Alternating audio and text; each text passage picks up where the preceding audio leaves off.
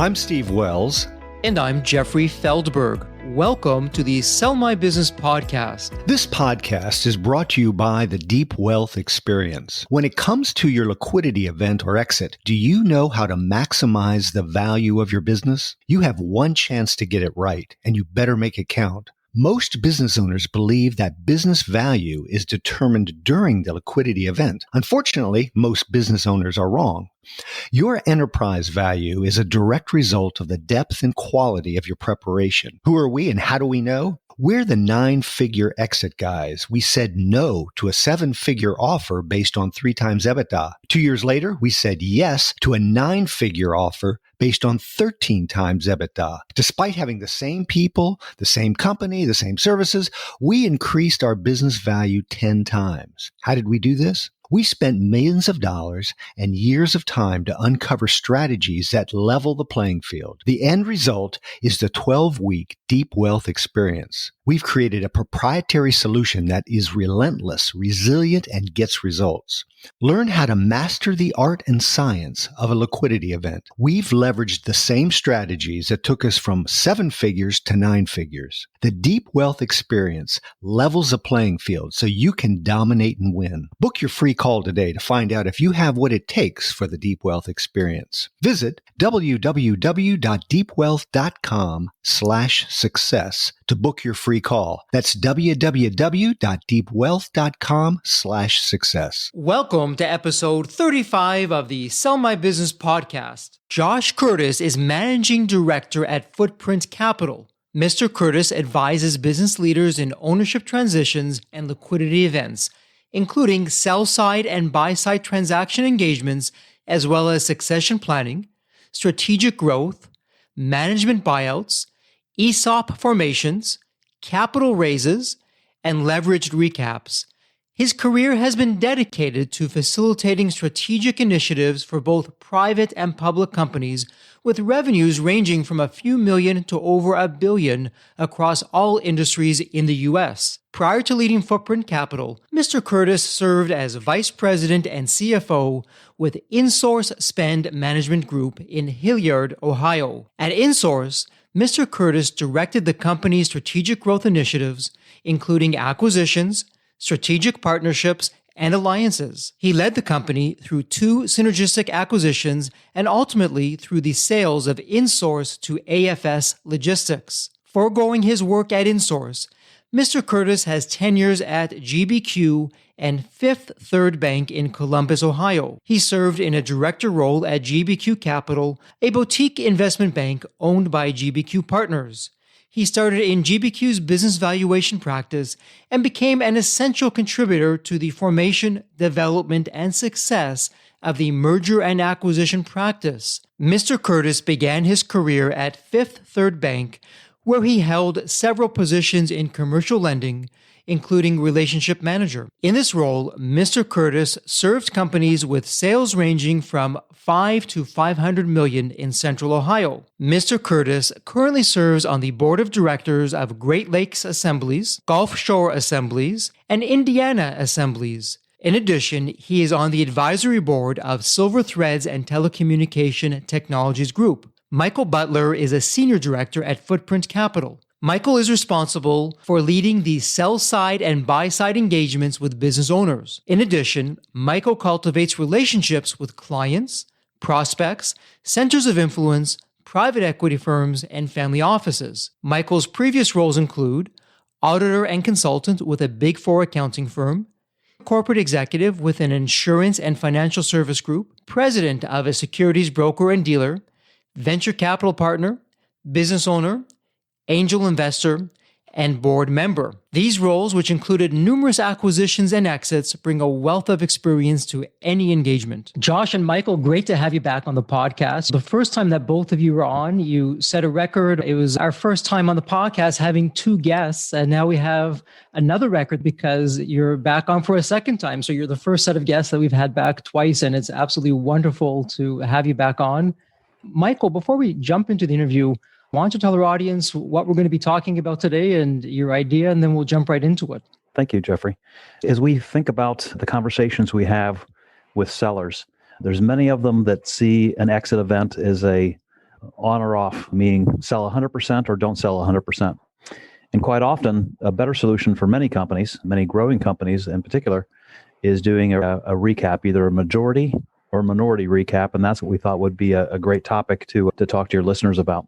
We've done several of them in our past and continue to have active discussions. In fact, we've got quite a few active discussions right now on these. And we thought we'd just walk through a little bit about who it's good for, where it makes sense, where maybe it doesn't make sense, and talk a little bit about some of the magic that can happen regarding the numbers. So just as a teaser there, I'll leave it at that. Michael, I think it'd be interesting too if you give our listeners an understanding of what a recapitalization means, the mechanics of that and how it's actually technically structured. It might be helpful. Thank you. Josh has actually worked on several of these very recently here, and we'll get some real life experiences from him. Essentially what will happen is an owner will make a decision that selling 100% doesn't make sense for them, and they want to stay actively involved. They're still interested in running the company, taking it to the next level. And they feel like they could be a smaller slice from an ownership point of view and part of a bigger pie. They want a financial partner to help them get there. And it might be financial, it might be someone with operational expertise or someone with some skills in an area that they don't possess. But to your question, what it really involves is selling just a fraction of your company. It might be 30%, it might be 70%. That's pretty often a 70 or 80% is sold. And that's what we call a majority recap, where you're selling the majority of your company, but not 100%. And you're retaining, in that case, either 20 or 30%, and holding that into the future for ultimately a second event that would cause you to maybe the whole company gets sold and it's grown to a bigger company at that point in time. And the thought is the second bite at the apple may be actually even bigger than the first. By that, let's say you might have had an event where you sold 70% of your company for, let's say, $10 million, and you retained 30%. And the company grows to a point where the second check that you receive for selling the 30% might be larger than the first. And hopefully you participated in two transactions by which you ultimately sold 100% of your company, but over a period of time, and joined up with an investor, someone like that. Could be a variety of different types of investors, and we'll probably talk about that to get you there. Interesting. So Josh, with your experience, who would a recap be good for and who would a recap not be good for? What are you seeing and what would be your recommendations as our business owners think about this? Yeah, it's interesting. I think there are a lot of different deal types in terms of characteristics of selling owners that fit. And we've done recaps with owners that might be young. We did a deal this year. The owner was in his early 40s. He had really grown the business maybe beyond where he initially expected. Really felt he owed it to his family, to future generations, to take some chips off the table. But he was young. He wanted to continue working, wanted to continue to be a meaningful equity holder. So we completed that transaction whereby he sold the majority interest of his business and retained 35%. He's going to continue to be the president and CEO long into the future. And this is the type of individual that I wouldn't be shocked if he completed 2 or 3 transactions with private equity. We've had other clients that desire to retire in 6 months post-close and really move to more of a board or advisory role. But yet those private equity groups buying the majority interest of that business see value in that owner continuing, both in terms of the expertise that he or she may have. And in this instance, it was a he.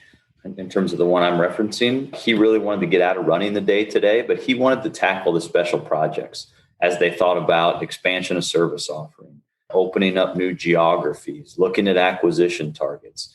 He said, those projects to me are really fun, but I really don't want to manage the day-to-day anymore.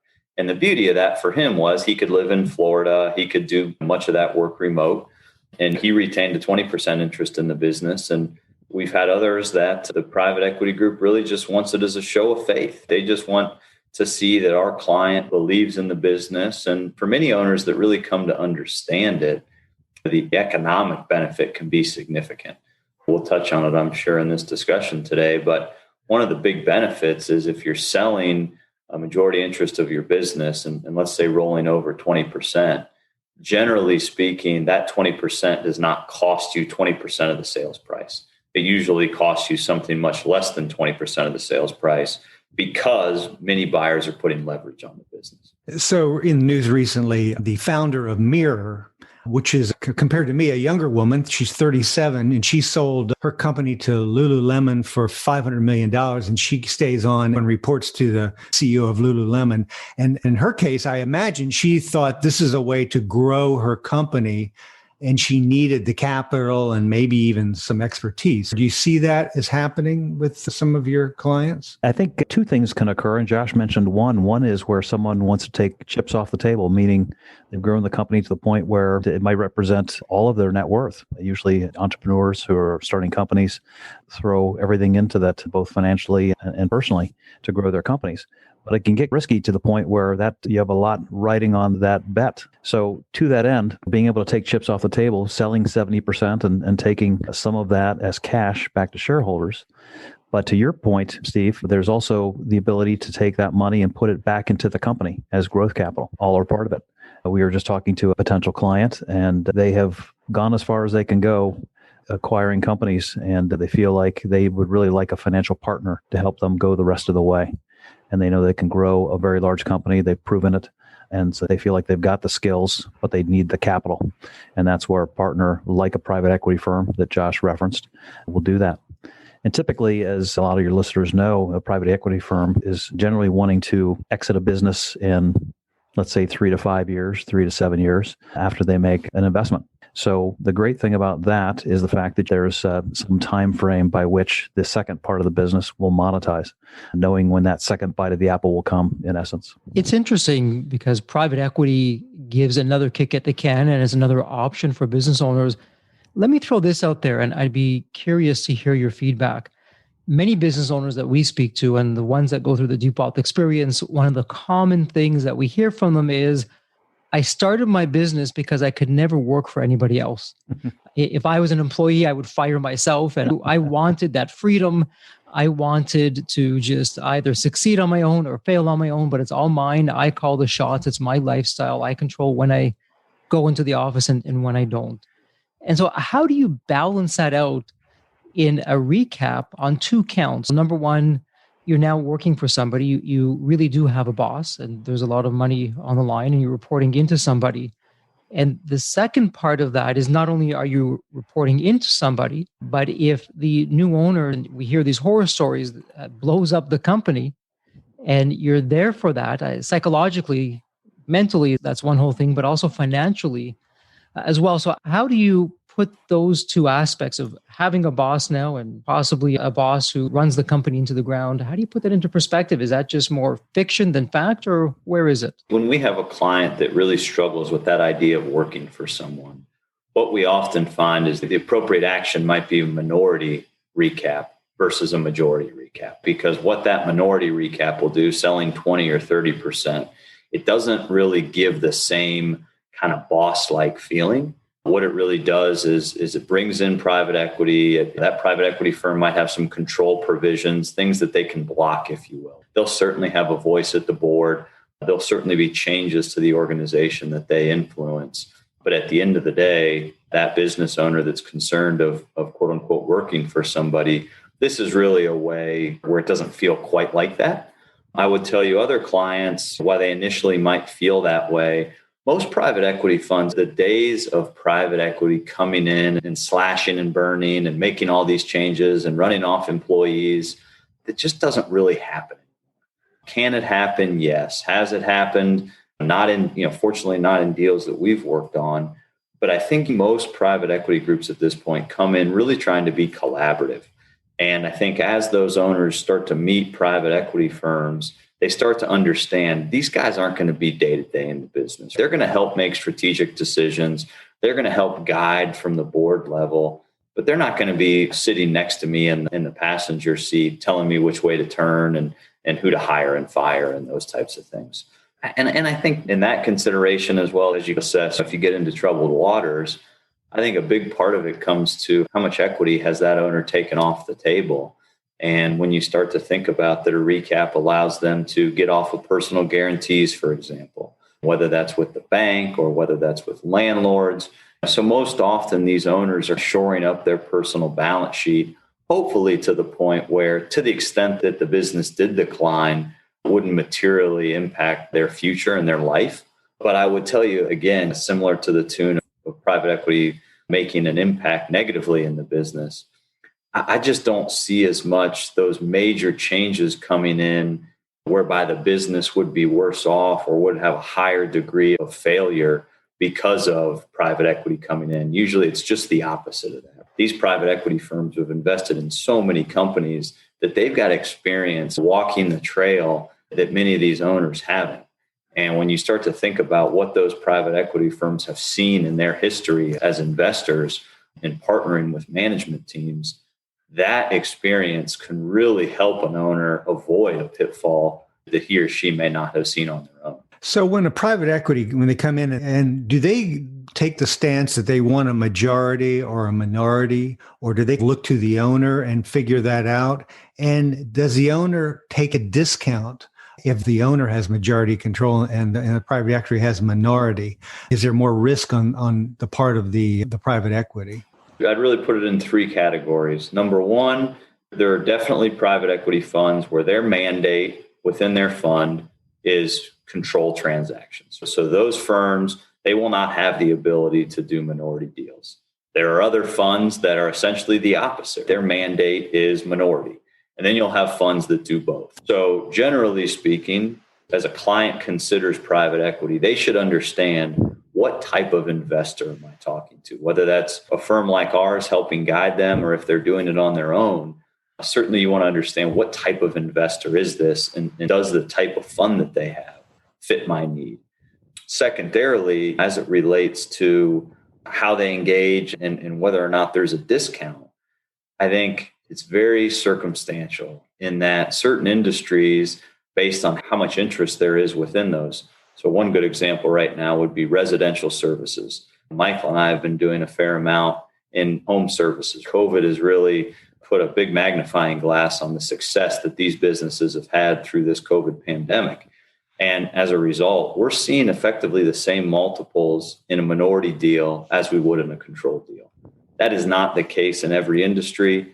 And it probably also is somewhat predicated by how much control provisions and blocking rights and those types of things does the private equity fund have if they are making that minority investment. I'll jump on that, Josh. A couple things, and just to be clear, home services can mean things like HVAC, plumbing, things like that we're diving into, and those in particular have been positively affected by COVID. People are spending more time at their homes and taking better care of their homes, and with that, they've seen a rise, not a fall. The other thing I guess I would mention, back to a previous point, Josh, about knowing the type of investor you have, it can be as simple as going to the private equity fund's website. Many of them will list on their website investment criteria, and it'll show the type of investment they're looking for. Companies between X and Y of EBITDA, companies located in these industries, and whether they're doing, like Josh said, minority, majority, or both types of recaps. So sometimes that information could be as easy as that to receive and find on your own. But granted, we as advisors to exiting owners have many relationships with people. We know exactly the types of deals they're looking to do and in what industries and in what size. And generally, once we hear about a business, we know we have a short list on our mind as to the best private equity funds and investors that might make sense. And so how would the mechanics work on this kind of recap? So somebody comes in, whatever percentage of the company that an owner is effectively selling, where does the money go? Where does it flow to? What does it all look like? If you can walk us through some of the mechanics of that, would be quite helpful. Yeah. And it's tough to do this kind of math verbally, but I'll give it a shot. We also have a piece that we can make available to your listeners if that would be helpful as well. We could put that on the website and it'd be available on our website as well. But I've got an example here in front of me, just so I make sure I don't mess up the numbers myself. Let's say we have a company that's generating $3 million of EBITDA. And let's say the market is valuing that company at a 5x multiple, 5 times that number, which, doing the quick math there, $15 million would be the total enterprise value. The owner desires to sell the majority, but not all of it. He wants to sell 80% of the company and retain 20 into the future. So what that would mean is that there would be cash to the selling shareholders of $12 million. There would be an equity rollover for $3 million. And generally, there'll be things like transaction expenses and whatnot in there. On the other side of the equation, into the new company, generally a investor in that company will leverage some debt in order to buy the company. In this case, we assumed $7.5 million of debt. The investor would need to come up with approximately $5 million. In this example, the way we did it, we put the transaction expenses in here, so it'd be $5.25 million. And the equity rollover that we discussed, that 20%, that has a $3 million value would then go into the new company. This owner's selling 20% of their company, but at the end of the day, they end up with 36% ownership in the new entity. Now, how's that possible? Well, it's possible through the use of debt. They're getting the benefit of the leverage that's being put on the company, and clearly that is a debt of the company going forward. It doesn't just go away, but hopefully it can be earned through into the future. But owning 36% of that company going forward and having cashed out of 80% of it is a pretty decent transaction. So I think that hopefully those mechanics, and like I said, it probably makes a little more sense for most people that are visual like me to see it on paper. But it's really the magic of the math here, if you will, and it's all really due to the amount of debt that gets put on the new investment. Yeah, and I think, Michael, you could also say it a different way.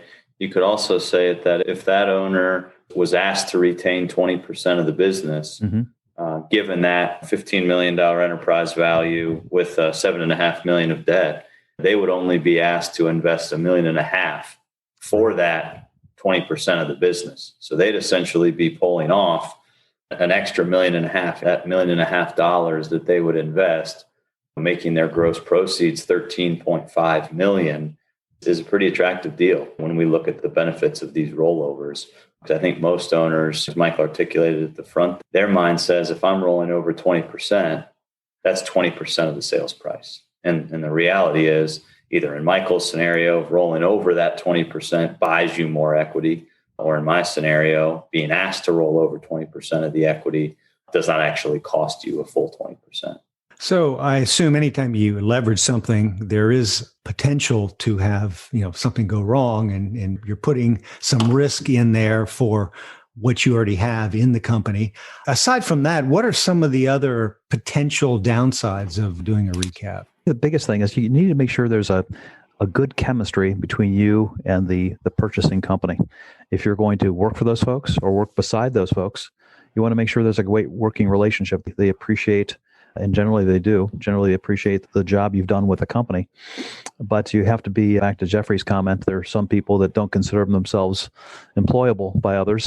And so you need to have some tolerance as it relates to working for somebody, but making sure there's good chemistry at the start. And clearly knowing who you're going to be working with and working under, if you will, in the case of majority, or working beside from the standpoint of private equity is, I think, super important. I would say in terms of things you need to focus on up front before getting to risk, I would say in the spirit of chemistry, I'd also say having aligned objectives. Right? I think you want to make sure that the party that you bring in as a partner has the same vision as you. I think we've seen situations where our client has had one party in mind who they thought maybe approached them and they thought would be a good partner. And as we've said, look, you should talk to other parties to understand what are the differences between how these parties view the world. The analogy we use sometimes is ice cream, right? How do you know that you like vanilla if you've only had chocolate? And I think sometimes clients don't have as broad a perspective as maybe they should, and why we usually urge them to talk to multiple parties, because there are different nuances within private equity. There are different views of maybe a family office would be a good example of this. Some private equity funds, as Michael said, they can't hold a business beyond 7 years or 8 years. Many family offices have the ability to hold a business long term. Well, if your vision is you want to work in the business, you don't want to have to sell the business at some point, private equity might not be right for you. So again, that aligned objectives is really important. From a risk standpoint, I think the benefit of bringing in private equity is they've got a deeper wallet, a deeper checkbook, theoretically, than most business owners. So while there is risk of adding debt and operating in a more highly levered environment, these private equity funds are accustomed to that. And in every scenario that we've worked in, our client would never be personally liable for any of those debts. Or if they were continuing to run the business and they were completing acquisitions or achieving organic growth that required investment, our client would be bearing the risk of that. So I do think there is risk in a levered environment, and it needs to be something that everybody's really comfortable operating within. But I think relative to the personal risk, it really is not the same when compared to what it would look like without private equity involved. And then I think every owner, as Michael said, in terms of working for somebody, you really got to consider what happens if it doesn't work out. What happens if we think the chemistry is great, we think we have aligned objectives. After 2 years, this marriage just doesn't work out. How do we break up? Does that owner have protections in his or her employment agreement? Do they have some way to sell, their equity?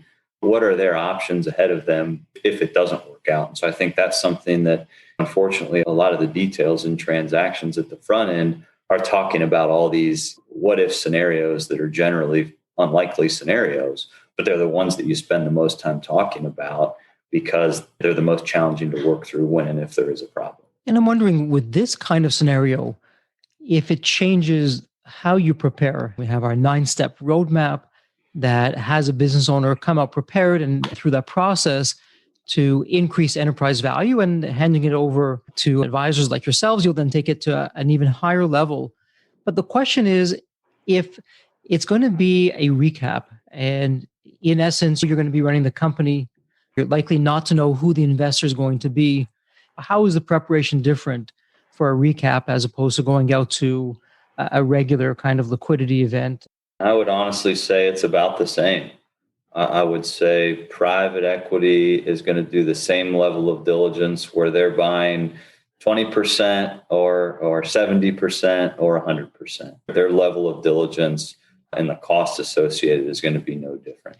Quite often we're seeing private equity backed strategics are really a great marriage of those two components. And really what that would be is a private equity fund has made an investment in an area. And typically those are called platform investments. And those platform investments are usually larger investments. Usually it's $5 million of EBITDA or higher. And what they're looking to do is then do add-ons to that. And add-ons are smaller companies generally that are tucked underneath the platform company and integrated to some degree at differing levels of degrees, of course.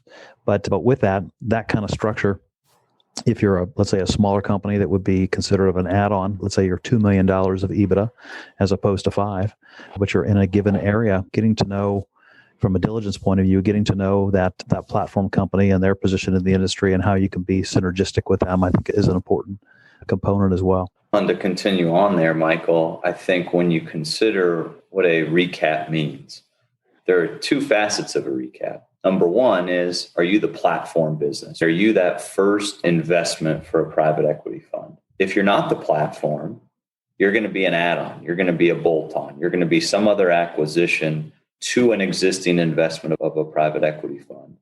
And those take on the flavor of a smaller piece of a bigger pie.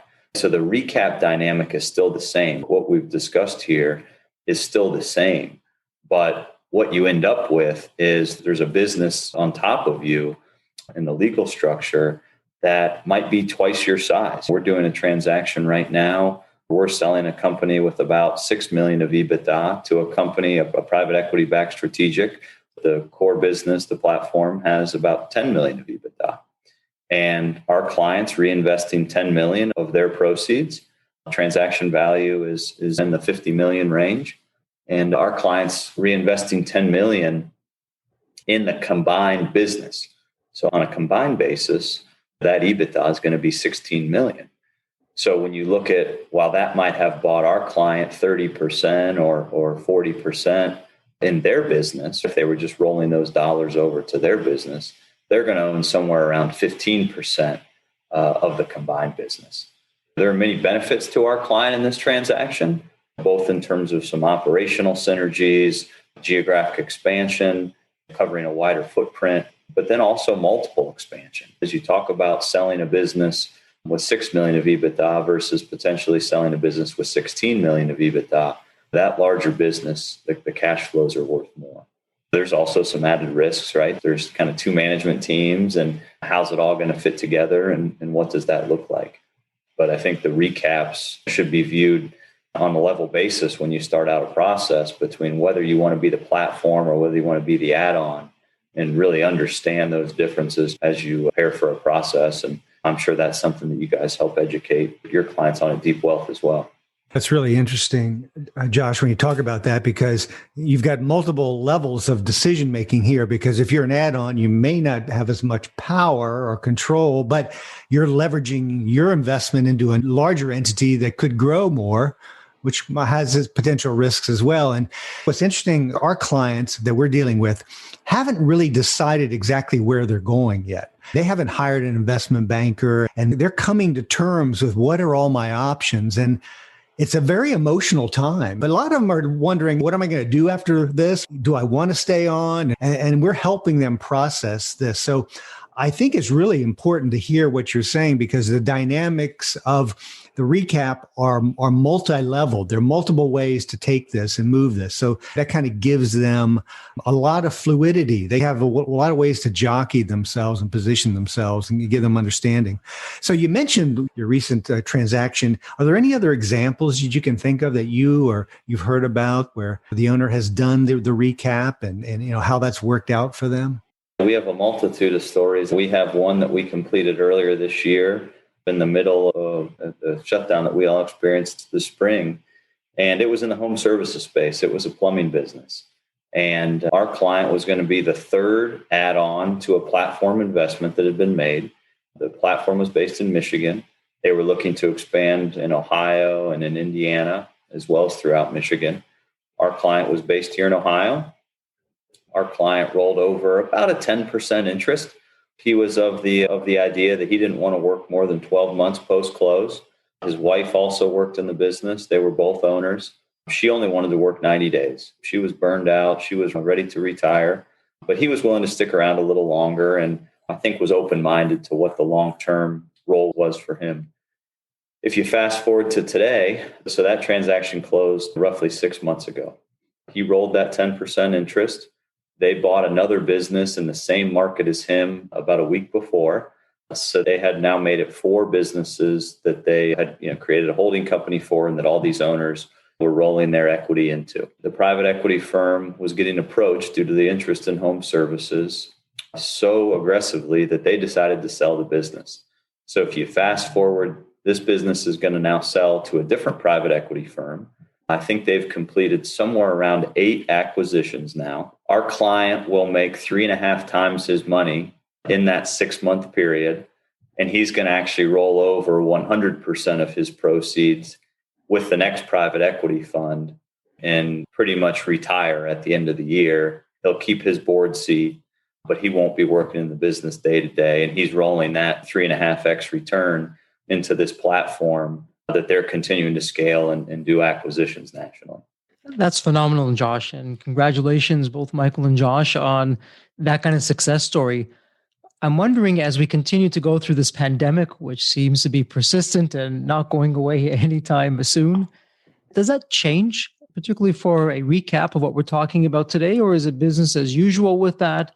Any new dynamics that have entered in because of the coronavirus as you look to doing a recapitalization?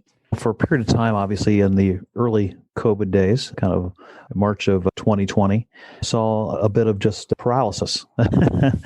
People just not knowing what to do or what to make of it. So there was a period of time where things got pretty quiet. We had a number of transactions. Some of those went on hold. Those have actually, for all of ours, they've all gone back alive. And actually, some of those are the ones we are working on closing right now. With the numbers still very high on COVID these days and the vaccine just being approved, to date this podcast a little bit, everybody's got a very optimistic view of the future, of a return to normal. And so multiples have continued to stay high.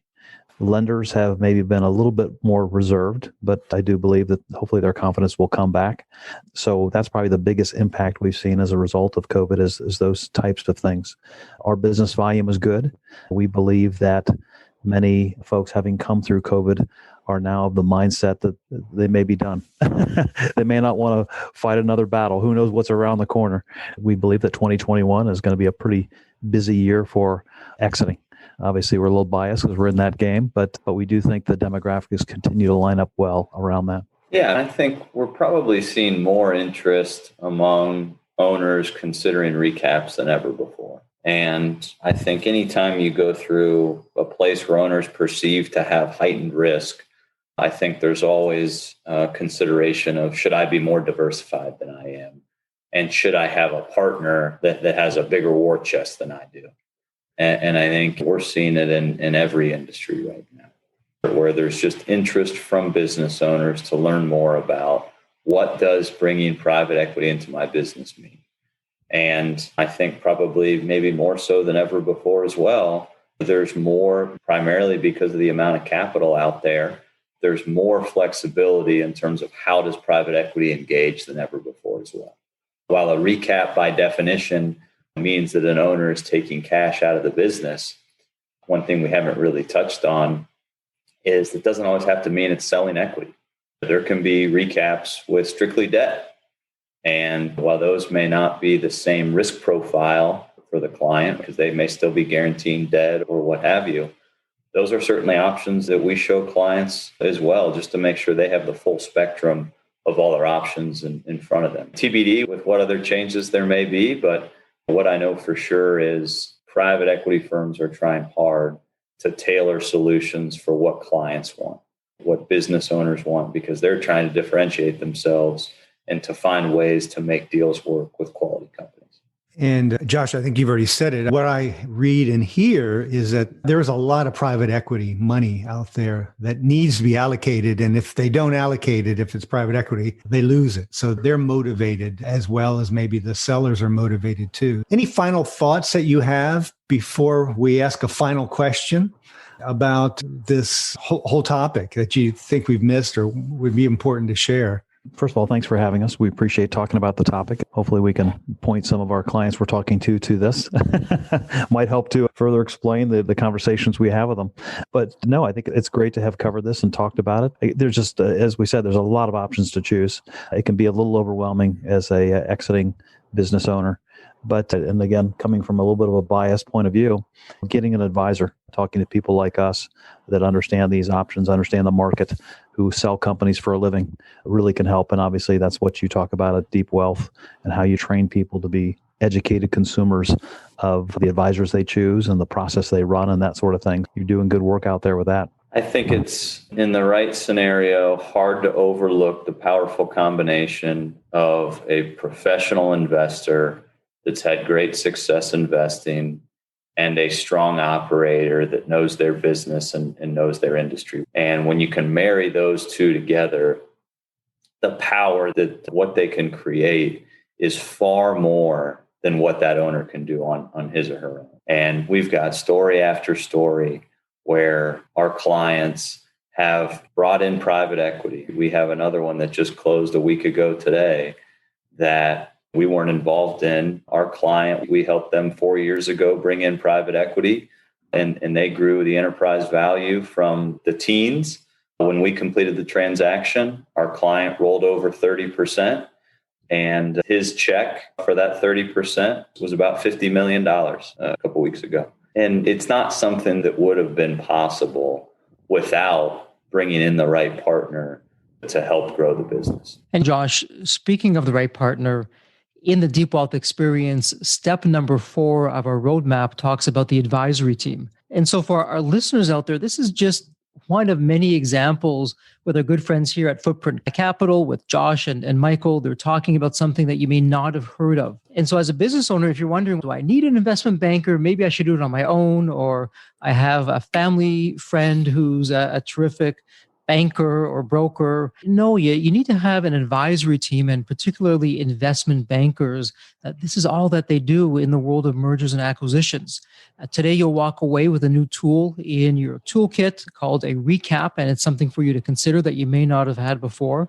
And just one more reason why, when the team works, the dream works, and that your advisory team, they've just got to be your A team to make things happen, because you only have one chance to do this, and you want to make sure that you're going to be doing it right. And so, Steve, no pressure on you. We're going to put you on the spot because we're talking offline how, as we said, we have some repeat guests and friends back on the show. We can't ask them the same question that we ask every guest. We got to change it up here. We've got to change it up. So my final question to you, actually, someone asked it to me. So I thought this is a great question because I want to hear the answer, is And Michael, you can start so you don't have to stumble over who's going to be first. So I'll slow down my questioning. No so pressure, Michael. Thank you. Thank you. Like, Thank so, you. like, why did you get into this industry and this business? How did you start? What was it that made you want to get into this? This isn't something, I know you in school they talk about it, but it's tough to really understand the mechanics of your M&A and investment banking to you working out there in the world. What was it that brought you to this industry? Well, thank you. Yeah, that's an easy one, so I don't need a whole lot of time to think about it. But I've been around for a bit, and I've done quite a few things. I've had a chance to be a CPA and a corporate executive and a venture capitalist, and so all those experiences have led me to this. And what intrigued me about it is just the fact that I'm such a big fan of entrepreneurship, and to see an entrepreneur really be able to really put the capstone on their career through an exit. And really benefit from a lifetime of work. Folks work so hard to build businesses, and they're so talented and gifted, and they make a lot of sacrifices. And with that, we'll be able to monetize that and have them enjoy life is pretty fulfilling. And just also the process is a lot of fun. It's a lot of fun, first of all, for us to get to know people's businesses, going into factories and seeing how things are made, talking to people about different business models. All those sorts of things are just fascinating to me. I'm just constantly curious about different ways people put a business together. So learning about that and getting to rub shoulders with some of the most successful people in the world is why I'm in it. I've obviously got a lot of the same reasons. I think at its core for me, it is the curiosity of getting to learn both about business and about human beings, about people, and helping them through what might be the most important business transaction of their life. For many clients, it's definitely the largest. It can carry a huge emotional weight. So it's not only about the numbers, it's not only about the details of the transaction. So much of it's also about the person. And I enjoy learning about their companies, but also really getting close with these people. We have a philosophy at Footprint that we want to have our clients be people that we enjoy spending time around. And if they're not people that we enjoy spending time around, generally for us, they're not going to be a great client. And we spend so much time with these people. I could tell you more about these people and their schedules and those types of things and how that evolves over a process. We've had clients, and we feel at Footprint that when a transaction closes, you go through a little bit of a withdrawal from talking to these people and how much time you spend working with them, where sometimes it can feel a little anticlimactic. And I just think it's a special opportunity for us to really be able to help these people monetize or achieve their objective that they set out, even some of them unknowingly many years ago. One of the transactions, he said to me yesterday on a call, he said, Josh, he said, when we started this business, we were just looking to supplement our income. We never guessed we'd have the opportunity to sell it for $50 million. I can't help but feel almost astonished at how blessed we've been growing this business that we just thought was going to be a side hustle our whole lives. It's obvious, Josh and Michael, that aside from your knowledge, and there's a lot of people with knowledge, the understanding, the empathy, the heart that you feel in helping your clients really achieve probably a one-time or at least a lifetime pinnacle financially. Again, thanks for sharing with us. And it's always fun and enjoyable to help you educate us on something new today. Recap. We sure enjoyed it. Thank you. Thank you, everyone. And please stay healthy and safe. Thank you. Thanks very much.